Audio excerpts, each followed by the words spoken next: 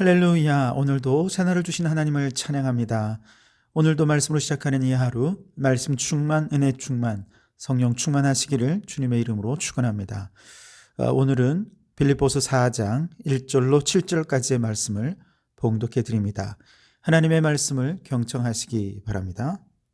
그러므로 나의 사랑하고 사모하는 형제들, 나의 기쁨이요 면류관인 사랑하는 자들아, 이와 같이 주 안에 서라. 내가 유오디아를 권하고 순두개를 권하노니 주 안에서 같은 마음을 품으라. 또 참으로 나와 멍에를 같이 한 네게 구하노니 복음에 나와 함께 힘쓰던 저 여인들을 돕고 또한 글레멘드와 그 외에 나의 동역자들을 도우라. 그의 이름들이 생명책에 있느니라. 주 안에서 항상 기뻐하라. 내가 다시 말하노니 기뻐하라. 너희 관용을 모든 사람에게 알게 하라. 주께서 가까우시니라. 아무것도 염려하지 말고 다만 모든 일에 기도와 간구로 너희 구할 것을 감사함으로 하나님께 아뢰라. 그리하면 모든 지각에 뛰어난 하나님의 평강이 그리스도 예수 안에서 너희 마음과 생각을 지키시리라. 아멘. 오늘도 이 말씀을 통해 우리에게 주시는 하나님의 음성을 듣게 되길 바랍니다.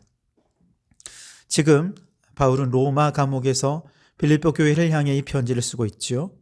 사실 바울 개인도 사실 형편이 쉽지 않은 형편이고 빌립보 교회도 개들과 행악자들의 시험이 있어서 많은 사람들이 미혹을 당하고 교회 자체도 굉장히 어려운 상황이죠. 이런 상황에서 바울이 크게 염려하고 있는 빌립보 교회의 문제는 성도들의 신앙의 정체성이 흔들리고 있다는 사실입니다. 그래서 바울은 빌립보 교회 성도들을 향해 흔들리지 말고 주 안에 든든히 서라 권면합니다. 1절에 그러므로 나의 사랑하고 사모하는 형제들, 나의 기쁨이요 면류관인 사랑하는 자들아, 이와 같이 주 안에 서라. 아멘. 그뿐만 아닙니다. 외부에서 거짓 교사들이 와서 미혹하는 것도 큰 문제이지만 내부적으로도 성도들 간의 다툼이 있는 것도 교회를 흔들고 정체성을 흔드는 아주 큰 요소였습니다. 빌립보 교회의 여자 지도자들 사이에 서로 다툼이 있었던 것 같은데요. 그래서 바울은 그들을 향해 서로 한 마음을 품으라고 권면하고 있습니다. 2절에 내가 유오디아를 권하고 순두개를 권하노니 주 안에서 같은 마음을 품으라. 아멘. 또한 바울은 자신과 같이 고난의 멍에를 메고 교회의 어려운 시기를 함께 해주었던 동력자들에게 부탁합니다. 지금 갈등을 일으킨 저 두 여인은 원래 복음 안에서 지대한 공헌을 한 사람들이니 저들이 화해할 수 있도록 돕고 또 글레멘드와 같은 여러 동력자들을 역시 도와라 라고 권면합니다. 3절에 또 참으로 나와 멍에를 같이 한 네게 구하노니 복음에 나와 함께 힘쓰던 저 여인들을 돕고 또한 글레멘드와 그 외에 나의 동력자들을 도우라. 그 이름들이 생명책에 있느니라. 아멘. 나와 멍에를 같이 한 네게 구하노니. 멍에가 무엇입니까? 밭을 갈 때 쟁기를 연결해서 소의 어깨에 고정하는 게 멍에죠. 보통은 한 마리의 소가 끌게 하지만 더 큰 힘이 필요할 때 두 마리 이상의 소가 함께 멍에를 메어서 이 일을 하기도 합니다. 그런데 두 마리의 소가 서로 보폭을 맞추고 힘쓸 때 같이 힘을 쓰고 그렇게 하는 게 이게 여간 힘든 일이 아니죠. 사람이라면 말귀를 알아듣지만 소들이 그렇습니까? 때로는 소들이 아픔을 견뎌야 하기도 하고요. 때로는 인내하고 기다려주기도 해야 하는데 말처럼 쉽지 않습니다. 서로 조율해서 두 소가 함께 힘쓸 때 힘쓰는 게 쉽지가 않지만 그런데 정말로 힘쓸 때 같이 힘쓰면 이건 정말 사람이 할 수 없는 일도 거뜬히 해낼 수 있는 거죠. 이처럼 바울의 곁에는 복음의 사역을 위해 멍에를 같이 하고 함께 힘쓰는 많은 동력자들이 있었습니다. 로마서 16장에 보면 브리스길라와 아굴라 이 부부를 바울을 위해 자기의 목이라도 내어놓을 정도로 헌신하며 동력했던 사람들이었습니다. 의원 누가는 바울과 함께 유라굴로 광풍을 겪어야 했고 그가 순교하기 직전까지 그의 곁을 지키며 그의 건강을 책임지는 일에 함께 동력했던 사람이었습니다. 실라는 또 어떻습니까? 빌립보에서 핍박 가운데서도 함께 복음을 전하고 빌립보의 간수장과 그의 온 가족을 구원하는 일에 동력했습니다. 이와 같은 많은 사람들의 동력이 있었기에 박해와 고난 가운데서도 3차에 걸친 선교 여정을 성공리에 마칠 수 있었던 것이죠. 그렇습니다. 바울의 선교 사역의 열매는 결국 여러 동력자들이 복음에 함께 멍에를 메었기 때문에, 함께 힘쓸 때 힘을 써주었기 때문에 가능한 결과였습니다. 바울이 아무리 위대한 인물이라 해도 그에게 이런 멍에를 갖지 않은 동력자들이 없었다면 결코 그와 같은 선교 사역의 결과를 기대할 수 없었을 것입니다. 앞서 말씀드린 사람들은 멍에를 매는 정도로 전적으로 동력하는 사람들이었지만 사실은 그 외에도 바울 주변에는 다양한 방법으로 동력하는 사람들이 있었습니다. 어떤 사람은 바울 일행에게 잠시 음식을 제공하는 것으로 동력하는 사람도 있었을 것이고, 또 어떤 사람은 자신의 집을 내주어 예배 처소, 기도 처소로 활용할 수 있도록 동력한 사람도 있었을 것입니다. 때로는 서신을 대필해 주는 사람, 서신을 전달하는 사람, 감옥의 수감 중에 있을 때는 옥 빨아주는 사람 등등 동력의 방법도 다양했죠. 이처럼 다양한 방법으로 멍에를 메고 주의 일에 함께 힘을 내기 위해서는 꼭 필요한 성품이 있습니다. 서로를 배려하고 이해하고 인내해서 힘을 쓸 때 함께 힘을 써서 혼자서는 감당할 수 없는 일들을 해내어야 하는데, 이를 위해 멍에를 매는 소에게 반드시 필요한 성품이 있는데 그것이 바로 관용이라는 것이죠. 5절에서 바울은 이렇게 명령하지요. 너희 관용을 모든 사람에게 알게 하라. 주께서 가까우시니라. 관용이란 말은 좁은 의미로는 남의 잘못이나 허물을 너그러이 용서한다라는 뜻이고요. 좀 더 넓게 보면 다른 사람들의 특성, 그들의 인격, 그들의 자유, 그 모든 것을 인정해 준다라는 뜻입니다. 멍에를 매는 두 소가 서로 관용하지 않으면 어떻게 되겠습니까? 서로에게 상처만 줄 뿐입니다. 그러나 관용한다면 사람이 상상할 수 없는 큰 힘을 가지고 주님의 사명을 힘차게 감당해낼 수 있는 것이죠. 우리 신앙생활도 마찬가지입니다. 함께 멍에를 맨 동력자들이 주의 일을 위해 협력하기 위해 반드시 관용의 자세가 필요합니다. 그런데 유오디아와 순두계는 지금까지 같이 멍에를 메고 주의 일을 하면서 합력하여 복음을 위해 최선을 다했던 사람들입니다. 그런데 그 과정에서 상처 주고 상처받으면서 마음이 많이 상했던 것 같아요. 바로 지금 두 사람이 같은 마음을 품고 화해하기 위해 꼭 필요한 성품이 바로 관용의 성품이라는 것이죠. 마음이 상한 두 사람이 서로 관용하며 용서하고 또 관용하며 서로의 존재를 인정해야 하는 가장 중요한 이유가 뭐냐? 주께서 가까우시기 때문이라는 거예요. 즉 주님 오시는 날이 가까운데 우리는 결국 주님 앞에서 우리의 행동이 다 평가를 받게 되지 않겠습니까? 그때 주님 오시는 날 그 앞에서 떳떳하려면 우리는 주의 일을 하며 관용의 마음으로, 관용의 성품으로 주의 사명을 감당해야 한다는 것이죠. 바울도 주의 일을 열심히 행한 후에 주님께 버림받을까 봐 날마다 자신을 말씀에 쳐서 복종한다고 고백하지 않습니까?